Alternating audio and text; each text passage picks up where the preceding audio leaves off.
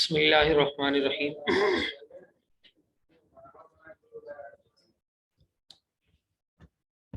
کل ہم نے مفردات پڑھے تھے کلاس کے متعلق کہ وہ چیزیں جن کا ذکر کلاس میں ہوتا ہے اور ہمیں جن چیزوں کے ساتھ کلاس میں مناسبت پڑتی ہے وہ چیزیں ہم نے پڑھی تھی۔ تو آج کچھ اسئلہ واجبہ، کچھ سوال جواب پڑھیں گے انہی چیزوں کے متعلق کہ وہ چیزیں ہم نے استعمال کرنی ہے تو استعمال کرنے کا طریقہ کیا ہے عربی زبان میں۔ مثال کے طور پر پہلا سوال دیکھیں کہ یہاں پر سوال ہے هل عندك ساعة۔ هل عندك ساعة کا مطلب یہ ہے کہ کیا آپ کے پاس گھڑی ہے؟ آگے جواب یہ ہے نعم، جی ہاں، عندی ساعة جیدۃ، جی ہاں میرے پاس اعلیٰ قسم کی گھڑی ہے۔ اب دیکھیں یہ ایک عبارت ہے، ایک جملہ ہے، ایک سوال اور ایک اس کا جواب۔ هل عندك ساعة، نعم عندی ساعة جیدۃ، کیا آپ کے پاس گھڑی ہے؟ جی ہاں میرے پاس اعلیٰ قسم کی گھڑی ہے۔ اب اس ایک عبارت اور ایک جملے سے ہم سینکڑوں عبارتیں بنا سکتے ہیں۔ اب جتنی محنت کریں گے اس کے مطابق عبارتیں بن سکتی ہیں۔ مثال کے طور پہ کل ہم نے مفردات پڑھے تھے، ان مفردات میں سے مصباح ہے اور ساعتن ہے، مجلتن ہے، قلم ہے، ملفن ہے۔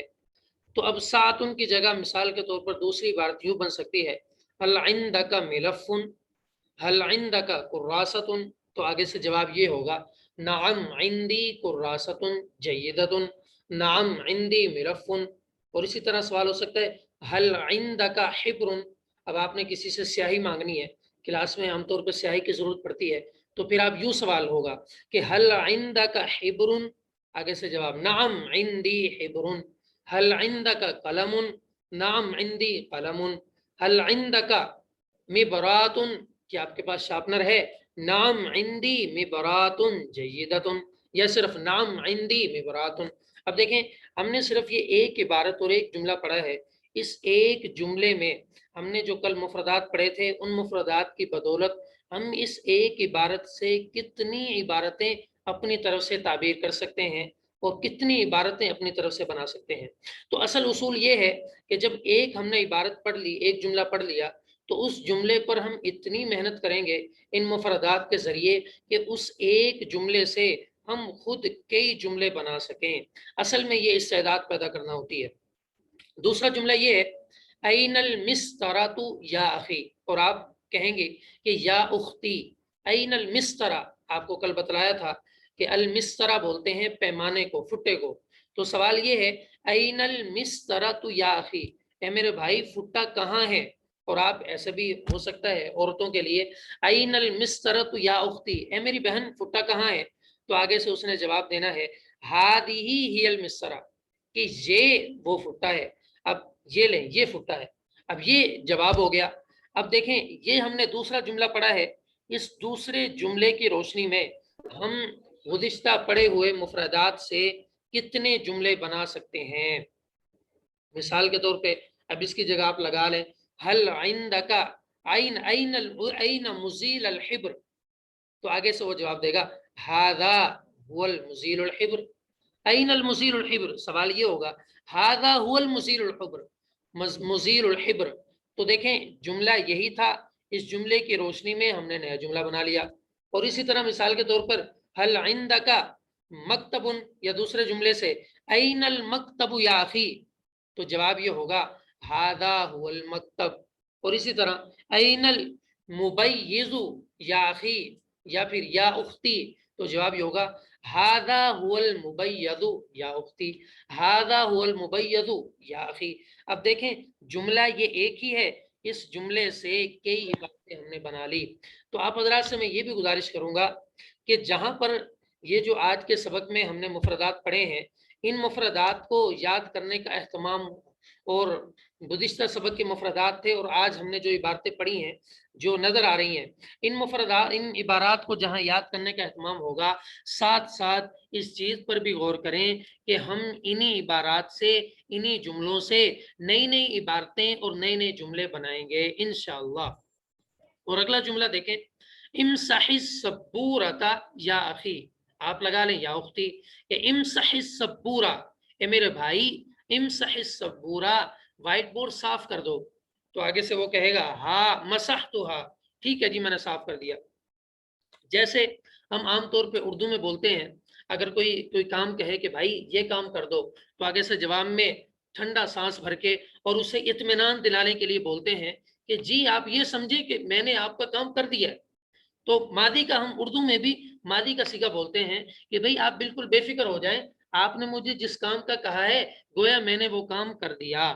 तो इसी तरह यही उसलूब है कि जब सवाल हुआ इम सबूरता या अखी, ए मेरे भाई क्या आपने व्हाइट बोर्ड साफ कर दिए, व्हाइट बोर्ड साफ करो ए मेरे भाई, अमर है। या फिर इम सबूरत या उख्ती, ए मेरी बहन व्हाइट बोर्ड साफ करो। तो आगे से वो जवाब में कहेगा हाँ। हाँ का मतलब ये है कि जैसे हम उर्दू जुबान में ठंडा सांस भरते हैं, फिर बोलते हैं मसहतुहा, जी हाँ मैंने साफ कर दिया। तो इससे भी अब इमसह सबूरा की जगह आप कोई और चीज मकतब बोल सकते हैं कि भाई तिपाही को साफ कर दो, या इसकी जगह कोई और लफ्ज इस्तेमाल किया जा सकता है। तो इस एक जुमले से भी कई जुमले बन सकते हैं, इसकी भी आपने कोशिश करनी है। और अगला जुमला है तल्लासा, ऐन तल्लासा।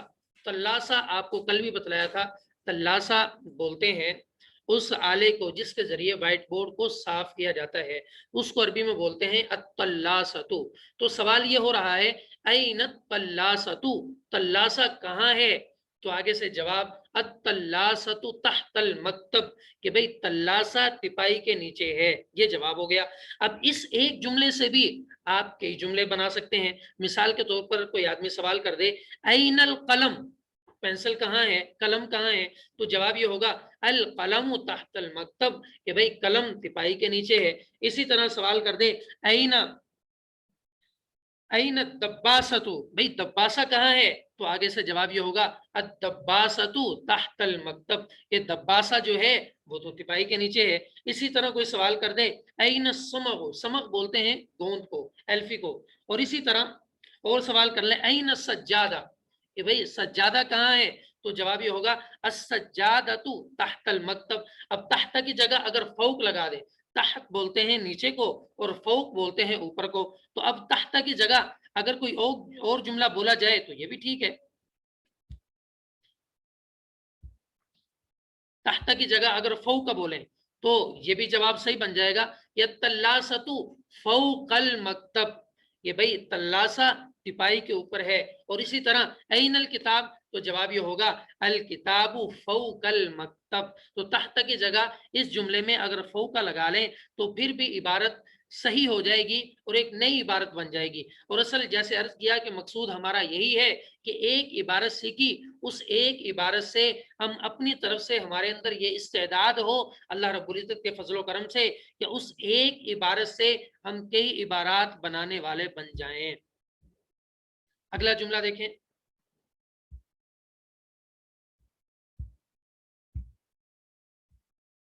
अगला जुमला आगे है जाइल औरा का फिल मिलफ। कल भी अर्ज किया था कि अल मिलफ बोलते हैं फाइल को, और वज़ा यज़ा वज़अन का माना होता है रखना, इससे ये अमर का सीगा है ज़ा। और आगे लफ्ज़ है अल औराक, औराक ये जमा है, वर्क मुफरद है, कागज को कहते हैं, एक वर्के को हम उर्दू में भी वर्का बोलते हैं और अरबी में भी यह वर्का ही बोला जाता है, इसकी जमा है औराक। तो सवाल ये कर रहा है जाइल औराक फिल मिलफ, कि भाई औराक जो है वो फाइल में रख दो। पहले कागज वैसे ही सफहात वो बिखरे पड़े थे, उन सफहात को जमा किया और किसी फाइल में रख दिया। तो उसने सवाल कर दिया जाइल औराक फिल मिलफ, ये तमाम औराक को फाइल के अंदर रख दो। आगे से जवाब दिया जा रहा है अलर रअसी वल आइन, रअस बोलते हैं सर को और आइन बोलते हैं आंख को। तो जवाब ये दिया अलर रअसी वल आइन, के आपका हुक्म सर आंखों पर। जैसे हम उर्दू में बोलते हैं किसी को यकीन दिलाना हो कि भाई आपने जो मुझे हुक्म किया है, मेरे दिल में आपके इस हुक्म की बड़ी अहमियत है, میں بڑی قدر کرتا ہوں، تو پھر ہم اس کو یقین دہانی کرانے کے لیے اور اپنی محبت کا اظہار کرنے کے لیے اور اپنا ادب جتلانے کے لیے یہ کہتے ہیں کہ بھئی آپ کا حکم سر آنکھوں پر۔ عرب حضرات بھی یہی جملہ بولتے ہیں کہ جب سوال کیا جائے تو اگلے کو یقین دہانی کے لیے بولا جاتا ہے علی الرأس والعین، کہ آپ کا حکم سر آنکھوں پر۔ اور اسی طرح اس سے ملتا جلتا ایک اور جملہ بولتے ہیں، وہ جملہ یہ ہے حکم کا علی الرأس والعین، آپ کا حکم سر آنکھوں پر، حکم کا علی الرأس والعین۔ یہ عبارت بھی نوٹ کر لیں، یہ عبارت بھی مفید ہے اور اس کو بھی یہ ہے کہ بولا جائے۔ اب اس عبارت کو استعمال کیسے کرنا ہے؟ اس عبارت کو استعمال ایسے کرنا ہے جیسے بھی آپ کی کوئی سہیلی یا آپ کا کوئی ساتھی، آپ کے والدین، آپ کے کوئی رشتہ دار اگر آپ سے سوال کریں، کسی چیز کا حکم دیں، تو آپ جواب میں کہیں علی الرأس والعین، یعنی آپ کا حکم سر آنکھوں پر، یعنی میں آپ کے اس حکم کو، آپ کے اس امر کو دل و جان سے تسلیم کرتا ہوں یا تسلیم کرتی ہوں۔ آگے آجائے، اگلے صفحہ ہے، اگلے صفحے پر جملہ ہے این السجادۃ یا زمیلی، جہاں پر لفظ آیا ہے زمیل۔ زمیل ویسے دوست کو بھی بولتے ہیں، لیکن زمیل میں اور صدیق میں فرق ہوتا ہے۔ صدیق بولتے ہیں دوست کو، لیکن زمیل بھی دوست کو ہی بولتے ہیں۔ اب دونوں میں فرق کیا ہے؟ زمیل اس دوست کو بولتے ہیں جو کلاس کا ساتھی بھی ہو، اور صدیق بولتے ہیں ہر دوست کو یہ لفظ بولا جاتا ہے۔ البتہ زمیل صرف اسی دوست کو بولا جائے گا جو کلاس کا ساتھی بھی ہو۔ تو سوال یہ کیا این السجادۃ یا زمیلی، سجادہ آپ کو کل بھی بتلایا تھا کہ سجادہ قالین کو بھی بولتے ہیں، اور جائے نماز کے لیے بھی یہی لفظ استعمال ہوتا ہے، لیکن ساتھ آپ کو یہ بھی عرض کر دیا تھا کہ جائے نماز کے لیے مصلی کا لفظ ہم اردو میں بھی بولتے ہیں، عربی میں بھی جائے نماز کو مصلی ہی کہتے ہیں۔ تو یہاں پر سوال یہ ہے این السجادۃ یا زمیلی، اے میرے کلاس کے ساتھی سجادہ یعنی قالین کہاں ہے، یا پھر جائے نماز کہاں ہے؟ تو آگے سے اس نے جواب دیا انظر فی الرف۔ اب یہاں دو جواب، اس عبارت کے اندر دو جواب لکھے ہوئے ہیں۔ پہلا جواب انظر فی الرف تک ہے، دوسرا جواب لا ادری تک ہے۔ انظر فی الرف، انظر یہ امر ہے کہ آپ دیکھو، پھر رف میں، رف کیا چیز ہوتی ہے؟ رف عام طور پہ اس الماری کو بولا جاتا ہے، قاموس الوحید میں یہ بات لکھی ہوئی ہے، کیا رف اس الماری کو بولتے ہیں جو دیوار کے ساتھ بالکل جڑی ہوئی ہوتی ہے اور اس کے اندر سامان وغیرہ رکھا جاتا ہے، اس کو رف بولتے ہیں۔ تو اس نے جواب دیا انظر فی الرف، کہ بھئی آپ نے جائے نماز دیکھنا ہے تو اس رف جو الماری ہے دیوار کے ساتھ، اس الماری میں نے رکھا وہ وہاں سے دیکھ لیں۔ یہ جواب کا جو مقصد ہے وہ یہ ہے انظر فی الرف، کہ بھئی اس الماری میں دیکھ لو۔ یہ تو پہلا جواب ہے۔ دوسرا جواب ہے لا ادری۔ لا ادری کا مطلب ہے میں نہیں جانتا یا میں نہیں جانتی۔ تو اگر کسی نے سوال کیا کہ بھئی فلاں چیز کہاں ہے، تو آگے سے جواب یا تو آپ مثبت انداز میں جواب دیں گے یا پھر منفی انداز میں۔ اگر مثبت انداز میں جواب ہو تو پھر وہ پہلا جواب جو ہے وہ مثبت انداز والا ہے۔ دوسرا جواب اگر آپ کو نہیں پتا تو اسی وقت کہہ دیں لا ادری، میں نہیں جانتا، لا ادری میں نہیں جانتی، دونوں کا ایک ہی مطلب ہے۔ اور اس جملے سے بھی کئی جملے بنائے جا سکتے ہیں، کئی عبارتیں بنائی جا سکتی ہیں۔ مثال کے طور پر یہاں تو سوال ہے جائے نماز کے حوالے سے، آپ اس کی جگہ کوئی اور لفظ لے آئیں۔ مثال کے طور پر این الکراست یا زمیلی، اے میرے دوست، این الکراسہ کاپی کہاں ہے؟ یا پھر اسی طرح اس کی جگہ کوئی اور جملہ، کوئی اور مفرد لگا لیں، این مزیل الحبری یا زمیلی۔ اسی طرح کوئی اور این الممحات، کل آپ کو بتلایا تھا کہ ممحات بولتے ہیں ربڑ کو۔ تو سوال یہ ہے این الممحات یا زمیلی، اے میرے کلاس کے ساتھی ربڑ کہاں ہے؟ تو آگے سے وہ جواب دے انظر فی الرف، کہ بھئی وہاں پر دیکھ لو، یا انظر علی المکتب وضعت علیہ، کہ آپ ٹپائی پر دیکھو میں نے وہاں پہ رکھی تھی۔ یا پھر اگر اس کو نہیں معلوم ہوگا تو وہ جواب دے دے لا ادری، مجھے نہیں معلوم۔ تو اس ایک جملے سے بھی کئی جملے بنائے جا سکتے ہیں۔ اگلا سوال دیکھ لیں، لمن ہاد الحبر، یہاں پر عبارت شاید غلط لگی ہوئی ہے، وہ اعراب غلط لگا ہوا ہے، لمن لگا ہوا ہے، یہ لمن نہیں ہے، لمن ہے اصل لفظ۔ تو لمن ہاد الحبر یا اخی، اس کا مطلب یہ ہے کہ یہ سیاہی کس کی ہے میرے بھائی، لمن ہاذا الحبر یا اخی، اے میرے بھائی یہ سیاہی کس کی ہے. اب اس کی جگہ اب الحبر کی جگہ کوئی اور لفظ لگا لیں، مثال کے طور پر دباسا لگا لیں، لمن ہادہ دباسۃ یا اخی یا پھر یا اختی. لیکن صرف اس چیز کی طرف غور کرنا ہے کہ اگر آپ نے کوئی عبارت کے اندر اشارہ کرنا ہے کسی مذکر چیز کی طرف، جیسے الحبر یہ مذکر ہے، تو آپ پھر اس مذکر میں مذکر کی طرف اشارہ کریں گے ہاذا کے ذریعے.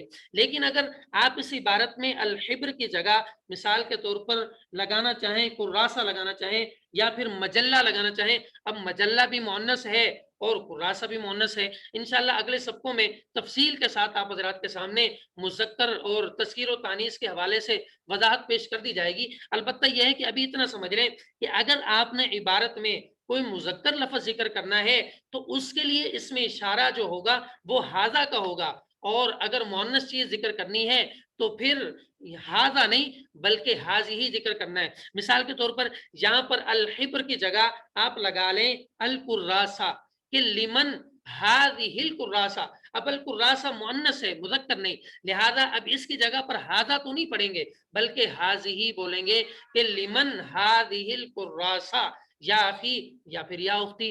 آگے سے وہ جواب دے ہاذہ الکراسۃ لفاطمہ، یہاں پر جیسے لکھا ہوا ہے ہاذا الحبر لطلحہ کہ یہ سیاہی طلحہ کی ہے، آپ اس کی جگہ کوئی اور جملہ بنائیں ہاذہ الکراسۃ لفاطمہ کہ یہ کاپی فاطمہ کی ہے. تو دیکھیں ایک نئی عبارت بن گئی. اور اسی طرح کسی اور چیز کے حوالے سے ہاذا الحبر لزینب، یہ سیاہی زینب کی ہے، ہاذہ الدباسۃ لرقیہ. تو ایسے مختلف قسم کے سوال اور مختلف قسم کے نام انہی عبارات میں جوڑ کر پڑھ سکتے ہیں. اگلا جملہ ہے اقرأ المجلہ. آپ کو کل بتایا تھا کہ مجلہ بولتے ہیں رسالے کو بھی، میگزین کو بھی، ڈائجسٹ کو بھی. یہ ان تمام چیزوں کے لیے مجلہ کا لفظ ذکر ہوتا ہے. تو سوال یہ ہے اقرأ المجلہ کہ بھئی یہ رسالہ پڑھو یا یہ میگزین پڑھو. اب سوال کیا اس نے، آگے سے جواب دیا حسنن. حسنن جیسے ہم اردو زبان میں اگر کوئی حکم کرے تو ہم کہتے ہیں ٹھیک ہے جی بہت اچھا. اب یہ اس کے لیے عربی میں لفظ بولا جاتا ہے حسنن یعنی ٹھیک ہے بہت اچھا. حسنن اقرأ الآن، الآن کا معنی ہوتا ہے ابھی، تو اقرأ یہ واحد متکلم کا صیغہ ہے، تو حسنن اقرأ الآن کا مطلب یہ ہوگا بہت اچھا ٹھیک ہے میں ابھی پڑھ رہا ہوں یا پڑھ رہی ہوں. اب دیکھیں یہ بھی اسی طرح اگر مجلہ کی جگہ آپ کتاب لگا لیں اقرأ الکتاب، آگے سے جواب یہ ہوگا حسنن اقرأ الآن. اور اسی طرح سوال ہو اقرأ الدرس تو آگے جواب یہ ہوگا حسنن حسنن اقرأ الآن.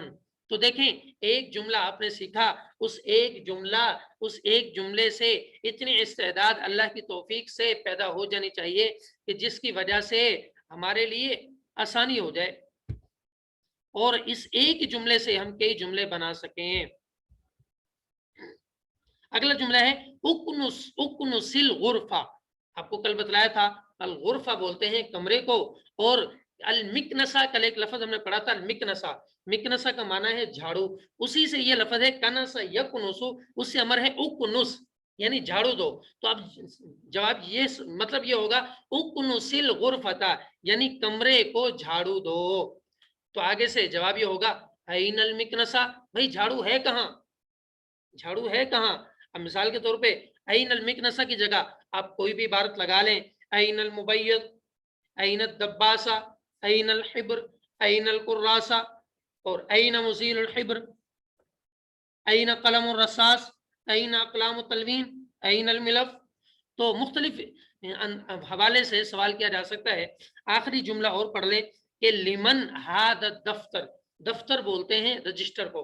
تو سوال یہ ہوا لمن ہذا الدفتر یہ رجسٹر کس کا ہے، تو آگے سے جواب دیا ہذا الدفتر لخالد، یہ رجسٹر خالد کا ہے. اب اس کی جگہ کوئی اور عبارت آپ بنا لیں کہ لمن ہذہ الکراسہ، اصل میں نئے نئے جملے اس اور مفردات اس لیے نہیں بول رہا کہ ابھی تک وہ چیزیں ہم نے پڑھی نہیں ہوئی. ہم نے جو مفردات کل پڑھے ہیں صرف وہی مفردات میں استعمال کر رہا ہوں تاکہ آپ کے لیے سمجھنے میں آسانی ہو. جیسے جیسے وقتاً فوقتاً ہم نئے نئے کلمات پڑھتے جائیں گے تو پھر انشاءاللہ نئی نئی عبارتیں نئے نئے جملے انہی کلمات سے ہم بناتے جائیں گے. تو سوال لمن هذا الكتاب، هذا الكتاب لفاطمہ، هذا الكتاب لخالد، هذا الكتاب لخرم، هذا الكتاب لزینب، هذا الكتاب لرقیہ. تو جیسے آپ بنانا چاہیں جملے بنا سکتے ہیں. تو آج کا سبق اللہ رب العزت کے فضل و توفیق سے مکمل ہوا. آپ حضرات سے گزارش کرتا ہوں کہ یہ جو عبارتیں ہیں خاص طور پہ جو آج ہم نے سبق کے اندر پڑھی ہیں اور جو لکھی ہوئی ہیں ان کو تو یاد کر لیں. جب یہ اچھی طرح یاد ہو جائیں جیسے سورہ فاتحہ یاد ہوتی ہے ایسے ان کو یاد کر لیں. اس لیے کہ جب اچھی طرح یاد نہیں ہوگا تو پھر ان کو کیسے ہم استعمال کر سکیں گے. جب اچھی طرح یاد ہوگا تو پھر ہی ہماری زبان پر یہ عبارتیں جاری ہوں گی. تو اچھی طرح پہلے ان کو یاد کر لیں. اس کے بعد جو مفردات کل پڑھے ہیں ان مفردات کی مدد سے نئے نئے جملے آپ خود کمنٹس کے اندر وہ بھیج دیں تاکہ اس کو دیکھ کے پھر پتہ چلے کہ کس نے جو جملہ یا عبارت بنائی ہے ٹھیک بنائی ہے، کس نے ٹھیک نہیں بنائی، پھر اس کی اصلاح کر دی جائے. اللہ تعالیٰ عمل کرنے کی توفیق نصیب فرمائے اور اس سبق کو ہمارے لیے دنیا آخرت میں بھلائی کا ذریعہ بنائے. وآخر دعوانا الحمدللہ.